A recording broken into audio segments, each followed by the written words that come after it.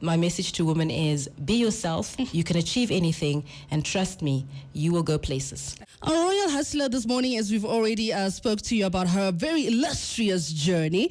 She is Pauline Thomas Kahupi, a registered member of the Public Relations Institute of Southern Africa. She's achieved Chartered Public Relations Practitioner status and has 21 years of experience in the mining sector.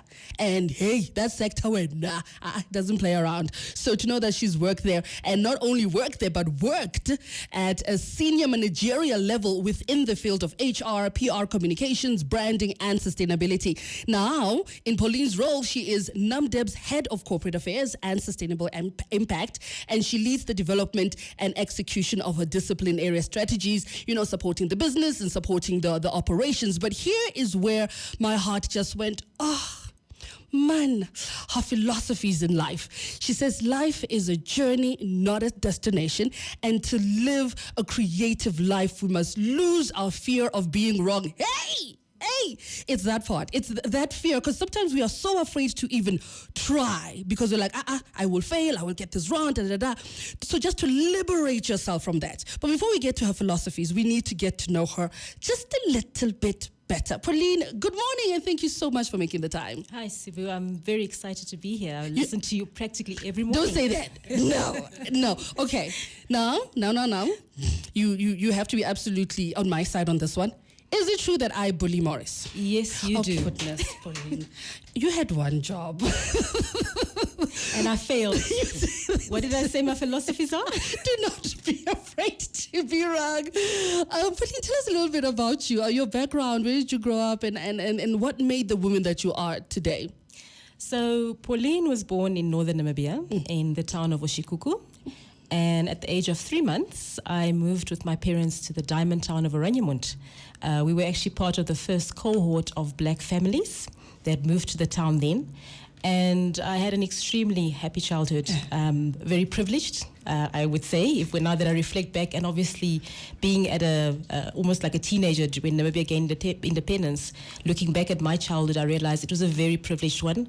The quality of education, the fact that you had a town with parks, everyone had a bicycle, everybody was taught how to swim. And I think having had all of those opportunities and that foundation that was set back then is probably what has made me who I am today. And just like diamonds, one has different facets that one can reflect on your life. I think there's a facet of every aspect of my childhood that resonates in the Pauline that you see today. And it's very interesting you said that. Being the first at anything is very much difficult. So seeing yourself in that environment, like I said, being the first black cohort there, what is your most memorable highlight, you would say? Like, I remember particularly this from my childhood because of me being the first black within that environment. So obviously back then, in terms of ratios, the numbers were imbalanced. Imbalanced. Yeah. Nice word. And I remember most of my life I was the only black girl in my class. Yes. But I must say, given the integration, you didn't pick it up because in the school that integration, even though it was apartheid era, that integration was live, and you didn't actually as a child feel or even understand what was happening in the rest of the country. So that memory that you're asking me about, I remember back then, I think they called it Standard 4. Yes. And I got the prize for bilingualism, English and Afrikaans. A Vambu black girl got that prize. So yeah, that's probably memorable because I think when I reflect back on it, as I said, sometimes you're like a diamond, you reflect back on your facets. I look back and I say, you know what, that was actually an achievement. My parents, they didn't go far in life in terms of schooling. I mean, my father Standard 8, my mother Standard 6, but went into nursing. And here was their firstborn, grabbing a trophy, taking it away from the children. This was their mother language and mother tongue. So, yeah. It's so fascinating. Yeah. Is it because of growing up in Oranienburg that you could easily get into the mining sector? I wouldn't want to say that. I think the mining sector is a business of quality. It's a business that always looks at, what is fair. So I applied like anybody else for a job. I remember at the time I thought I was better than what was written in the job description. Always. And thought, I'm going to apply for a managerial job. Hey. Went into the interview right here in Windhoek. At the time, we had already left Oranje, so my parents were no longer living there. Sat through this interview and I thought, I'm smashing all of these questions and answers. Got to the end of the interview and they asked me to actually wait a few minutes. They just wanted to discuss something and they called me back in and they said, sorry ma'am, actually the position you applied for, you aren't exactly qualified, but would you like to be a graduate trainee? Oh yes, okay. And that is how my journey with Namdeb began, as an HR graduate trainee. Again, a lot of opportunities. I remember at the time the lead of training and development, Melissa Shanyangange, had this saying, life is like an oyster in your hand. And if you have an oyster and you pull it apart, you find a pearl inside the oyster. Yes. So her saying was, if you keep your hand shut, in other words, if you don't open up to opportunities, you will go nowhere. Yes. So as a graduate trainee, that is probably one thing that I lived by, and I still continue to live by it, in the sense that there's so many things that one is sometimes faced with, but if you have that fear of, something will go wrong, the opportunities are closed up. So be open, or being open and actually just saying, you know what, the worst that can happen is that I'm going to fail. And if I do fail, I'll stand up, I'll rise, and I can succeed. And that is okay. Yes. Still speaking to Pauline Kahupi, Namdeb's Head of Corporate Affairs and Sustainable Impact, and we're going to touch on what really motivates her on a daily basis, what drives her, and what she would like to tell us who are on this journey, on this career path as women trying to really make it in the corporate sphere.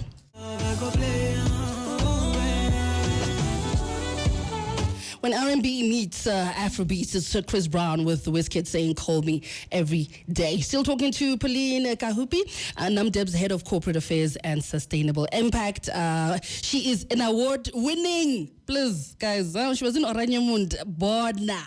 Cleared off all the awards, best at languages, and it was such a beautiful story. And I really would love to dig a little bit deeper into her childhood because, like I said, especially being the first of, there are so many lessons there and there's so much growth there as well. But we can't dwell on that too much. Right now, what I want to know is what keeps her motivated? What keeps you going, Pauline, on a daily basis?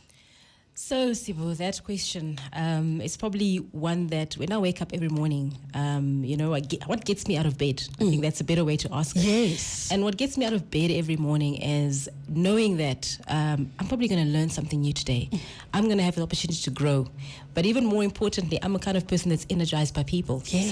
So that motivation to grow and learn and being able to impart it on other people is actually what keeps me going. I have a lot of time for young people, especially young women, simply because I think in my earlier career life, there were a few women that also did exactly what I like doing today.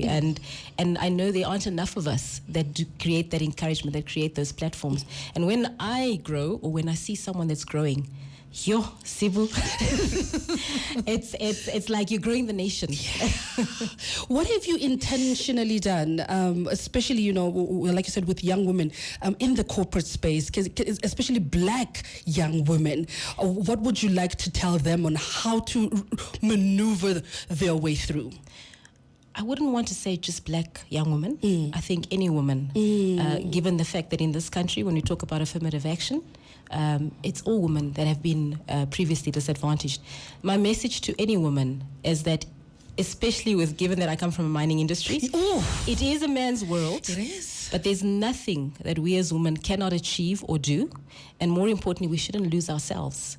It's who we are that creates that balance, in the boardroom, that creates that balance in whatever sector or industry that you're in.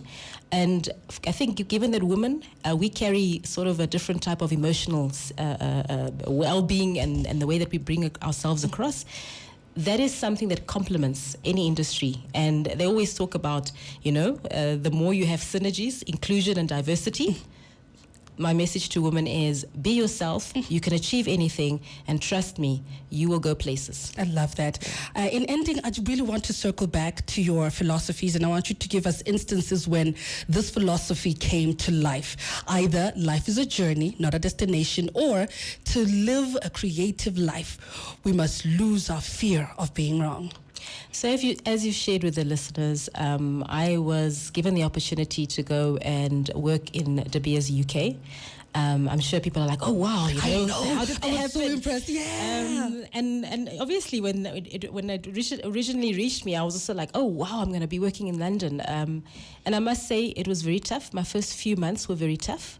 And I had to actually remind myself, you know, life is a journey, not a destination. When I started breathing through and realizing that everything that I think I'm failing at, everything that I think I'm doing wrong, is all part of that journey, I actually started relaxing more. And I can say, you know, given probably 6 months later, even with COVID, the Pauline that actually got seconded started coming out of her shell. And when I reflect back now, there's so many things that I went through that have actually made me a stronger person. Yeah. And there are times when I'm sitting in a meeting and I'll say something and I go, that was the secondment. That was because life is a journey, not a destination. Yeah. Thank you so much, Pauline. I really can talk to you for hours. Actually, if you feel like co-hosting with me for the next couple of forever, looking at Morris with a side eye, you're more than welcome. A diamond is forever after all. You understand? That was our royal hustler this morning, Pauline Thomas Kahupi, Namdeb's head of corporate affairs and sustainable impact. And man, what a joy it was to speak to her. Royal Hustlers was proudly brought to you by Namdeb Diamond Corporation. Good today, better tomorrow.